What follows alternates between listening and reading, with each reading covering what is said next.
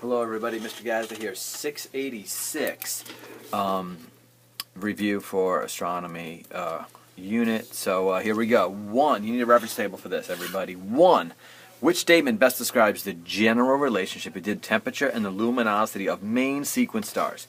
Main sequence stars. So you have to know, you have to go here.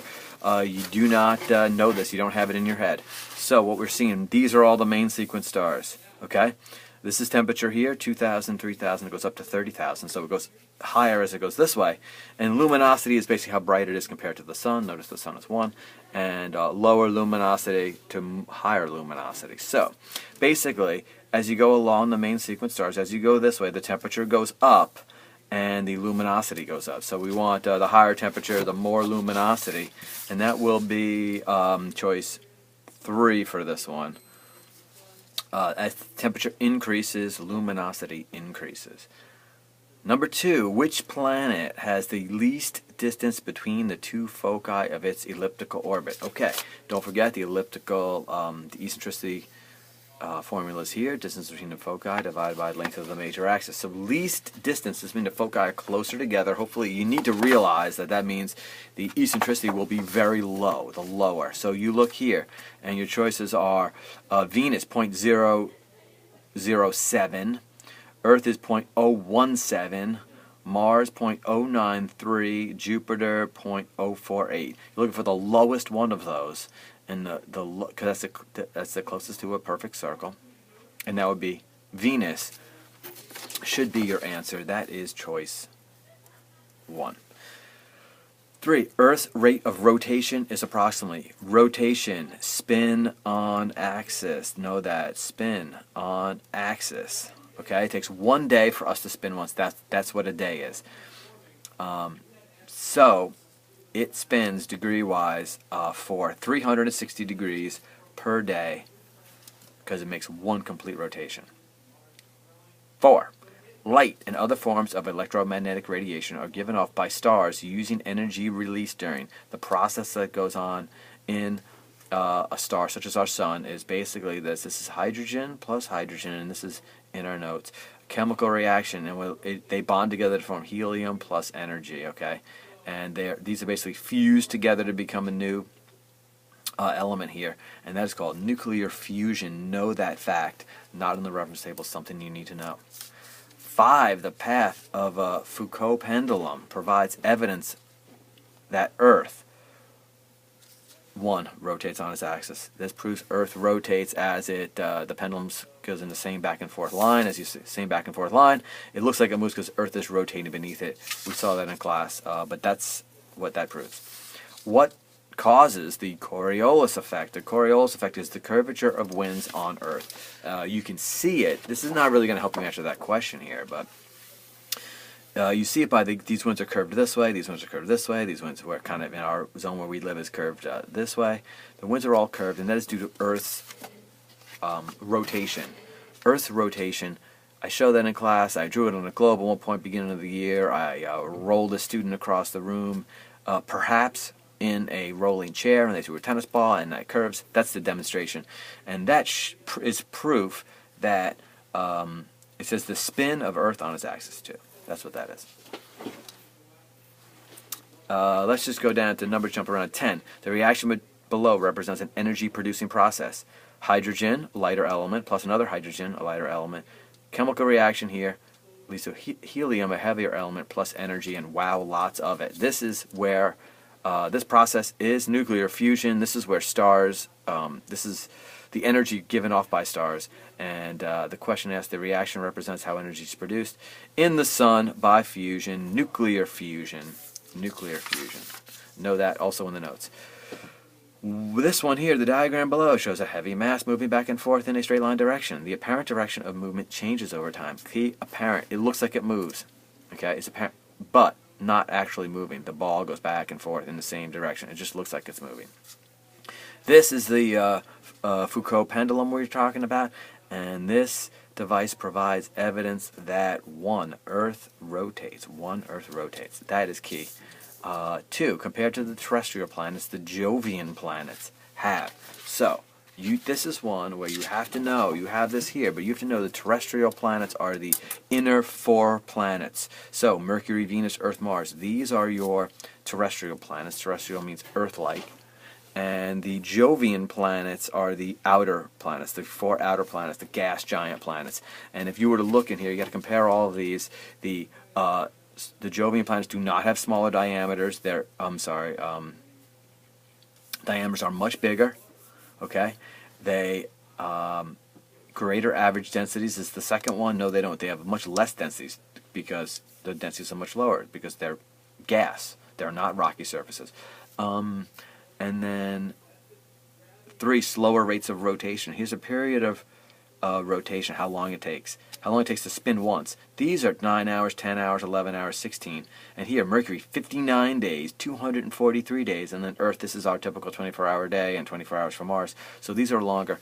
So choice 4 is the answer, longer periods of revolution. They're further out. They have a further path to travel, like running around the outside lane of the track. And they travel slower. So 11.9 years to go around once, 29.5. So it gets much longer here compared to our 365-day year. So the answer to number 2 here is 4 longer periods of revolution. 5. Which motion causes the constellation Orion to be visible at midnight from New York State in winter but not summer? I did this in class also. I demonstrated it. I went like all different areas of the room, holding the globe probably. And the answer to this one is the revolution of Earth around the Sun. We face different areas of space and therefore see different stars at different seasons. This is the origin of the like the zodiac symbols that we also talked about. So here we go on the back. On the back looks like this. Okay, here we go. So 1. Which statement best describes the age of our solar system and universe? So here's some choices here. I do want to say our universe, the universe, I'll write this in just so you can see it. Universe is about between 13 and 14 billion years old, a billion. And our solar system, which is the sun and the planets and Earth too, we're in the range of about, this is approximately 5 billion years old. So universe is much older. Therefore, the best answer here is going to be 1. The universe is at least twice as old as our solar system. 2. The Foucault Pendulum is used to prove that Earth rotates on its axis. See a common theme here? They keep asking those questions. 4. Approximately how many degrees per day does Earth revolve in its orbit around the Sun? Well, let's think about this. It takes how long for Earth to go once around the Sun? You can look it up in the reference table. People know that. That's 1 year.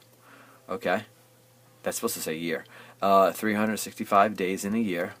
And to go all the way around is 360 degrees. So it is basically about 1 degree per day, because the 365 and 360 is, they're so close. So the answer here is 1. And again, revolve, they say around the sun. I think that makes it easier. 5, compared with our sun, the star Betelgeuse is... So what we want to do is our sun is here, Betelgeuse is here. So temperature-wise, Betelgeuse is going to be cooler. But does it talk about size? Yeah, these are supergiants. So these are this massive. These are smaller stars, larger stars. These get bigger as they go this way. So it's going to be bigger than the sun. And luminosity-wise, the sun is 1, and this is 100,000. So it's 100,000 times brighter than the sun.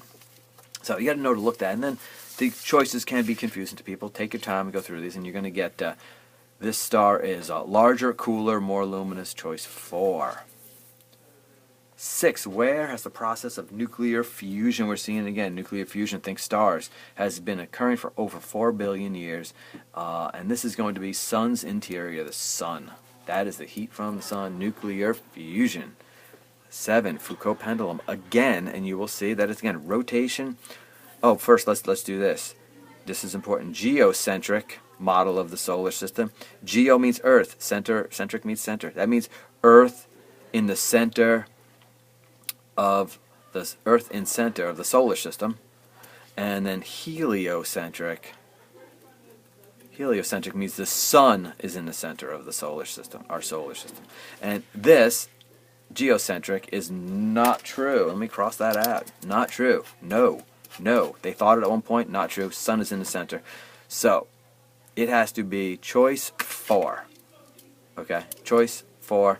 The pendulum proves rotation on Earth's axis in a heliocentric model, choice 4. So no geocentric, heliocentric. 2. Which planet is located approximately 10 times farther from Earth, from the Sun than Earth is from the Sun? You may have to read that a few times. Here we go. Earth from the Sun, what they give you here in millions of kilometers. So we're looking for about 10 times that. We look down here, and it's probably going to be, it's around Saturn. It's right around here. Saturn should be a good answer. Is Saturn an answer? Yes, it is. Choice 3. Choice 3. So that's 3. So you need the reference table for that. 5. Reference table will not help you. You need to know this. How many days to go from one full moon phase to the next full moon phase when viewed from Earth? 29.5 days. Know it. Know it. The reference table has this number, and that's actually not right. Not to answer that question. 7. The spin on Earth on its axis causes the apparent rising and setting of. So Earth spins on its axis and causes the apparent rising and setting of 4. The sun, the moon, and some stars. And it's a conceptual kind of question. I really hope that I hammered that in and kind of did my best to show that to you. But that should be 4. 2. In which sequence are the items listed from least total mass to greatest total mass? This, no reference table. You gotta just kind of know it. Least, smallest to largest. Definitely anything with universe first can't be it. But it should be 1. Solar system, Milky Way, universe. Okay, solar system is the sun and the planets. Milky Way is our galaxy that has, over 100 billion stars, and then the universe. 4. Which 2 stars are most similar in luminosity? So you want to compare them all. And what you're going to get, is the answer is going to be Procyon B and Proxima Centauri. Their luminosity, they're on this level. They're much lower luminosity than the sun, which is up here. So you're looking for the same luminosity if they go across here at the same area of the scale for the luminosity. So that is going to be choice 2. Okay, so this covers a decent amount, but though not all of the unit that we did. And 686. Hope that this helps. I am Mr. Gazda, and for all the folks at Gazdonian Productions, thank you.